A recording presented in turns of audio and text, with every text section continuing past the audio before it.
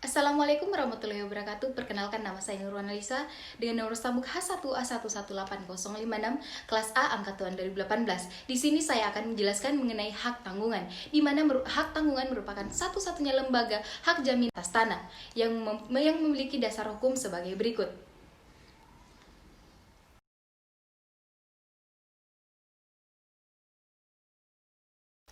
Pertama-tama di sini saya akan menjelaskan pengertian dari hak tanggungan itu sendiri, di mana hak tanggungan adalah hak jaminan atas tanah yang dibebankan pada hak atas tanah sebagaimana yang dimaksud dalam Undang-Undang Nomor 5 Tahun 1960. Yang kemudian ciri-ciri hak tanggungan. Yang pertama, memberi kedudukan yang diutamakan kepada kreditornya. Yang kedua, memenuhi asas spesialitas dan publisitas sehingga dapat mengikat pihak ketiga dan memberikan kepastian hukum pada pihak-pihak yang berkepentingan. Kemudian sifat hak tanggungan. Yang pertama, tidak dapat dibagi-bagi atau berarti hak tanggungan membebani secara utuh objek dan setiap bagian daripadanya. Pelunasan sebagian utang yang dijamin tidak membebaskan sebagian objek dari beban hak tanggungan, tetapi hak tanggungan tetap membebani seluruh objeknya untuk sisa utang yang belum dilunasi.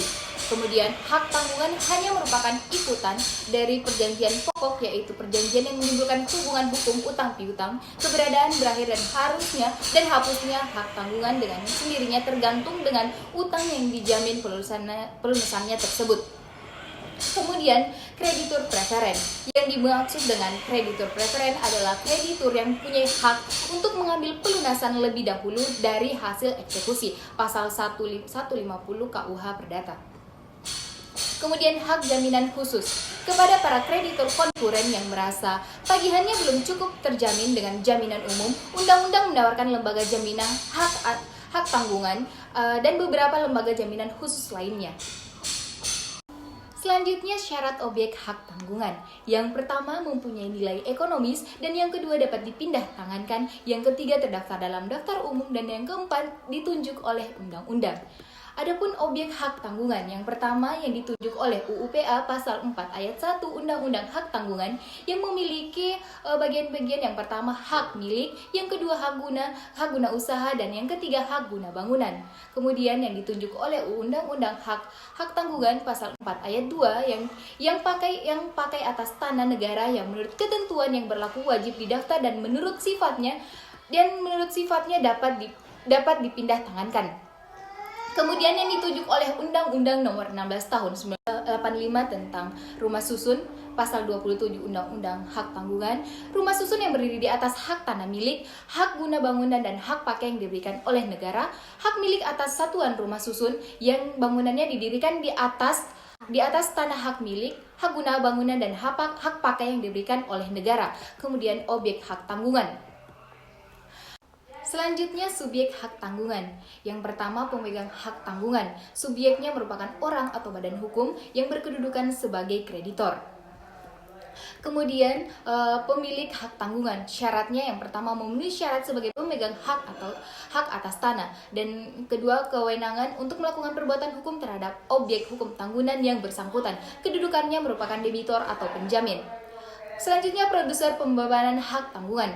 Dalam produser pemegang hak atau hak atas tanah, dan kedua kewenangan untuk melakukan perbuatan hukum terhadap objek hukum tanggungan yang bersangkutan. Kedudukannya merupakan debitor atau penjamin. Selanjutnya, produser pembebanan hak tanggungan. Dalam produser pembebanan hak tanggungan ini mempunyai dua tahap. Yang pertama, tahap pemberian hak tanggungan, dan yang kedua tahap pendaftaran hak tanggungan. Selanjutnya, tahap pemberian hak tanggungan. Yang pertama dibuatkan akta pemberian hak tanggungan oleh PPAT. Kemudian akta pemberian hak tanggungan tersebut dibuat untuk memenuhi syarat spesialitas. Akta pemberian hak tanggungan tersebut memuat nama dan identitas pemberi dan pemegang hak tanggungan, kemudian domisili para pihak, penunjukan secara jelas utang yang dijamin, nilai tanggungan, dan uraian yang jelas mengenai objek hak tanggungan. Lalu, jika tidak dipenuhinya syarat spesialitas secara lengkap, mengakibatkan akta pemberian hak tanggungan tersebut batal demi hukum. Kemudian, tanah yang belum bersertifikat dapat dijadikan jaminan dengan hak tanggungan, maka pembebanan hak tanggungan tersebut dilakukan bersamaan dengan permohonan pendaftaran atas tanah tersebut. Prosedur pembuatan akta pemberian hak tanggungan. Adapun prosedur pembuatan akta pemberian hak tanggungan, yang pertama dihadiri oleh pemberi hak tanggungan, kemudian dihadiri oleh penerima hak tanggungan, dan memiliki 2 orang saksi di hadapan PPAT. PPAT wajib mendaftarkan akta pemberian hak tanggungan tersebut selambat-lambatnya 7 hari kerja setelah ditandatanganinya akta pemberian hak tanggungan tersebut. Lahirnya hak tanggungan. Secara yuridis, hak tanggungan lahir pada saat dibuatkannya buku tanda hak tanggungan. Tanggal pastinya adalah hari ke-7 setelah penerimaan secara lengkap surat-surat yang diperlukan bagi pendaftarannya dan jika hari ke-7 tersebut jatuh pada hari libur, maka buku tanda tersebut diberi tanggal pada hari kerja berikutnya. Kemudian sertifikat hak tanggungan. Yang pertama salinan buku tanda hak tanggungan, dan yang kedua salinan akta pemberian hak tanggungan. Pada sampul sertifikat terdapat irah-irah dengan kata-kata demi keadilan berdasarkan ketuhanan yang Maha Esa.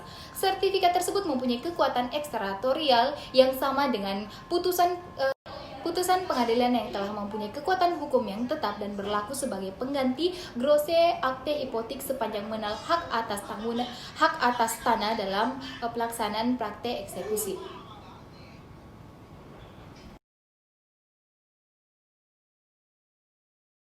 Itulah tadi paparan presentasi dari saya. Lebih dan kurangnya mohon dimaafkan. Wabillahi taufiq wal hidayah. Wassalamualaikum warahmatullahi wabarakatuh.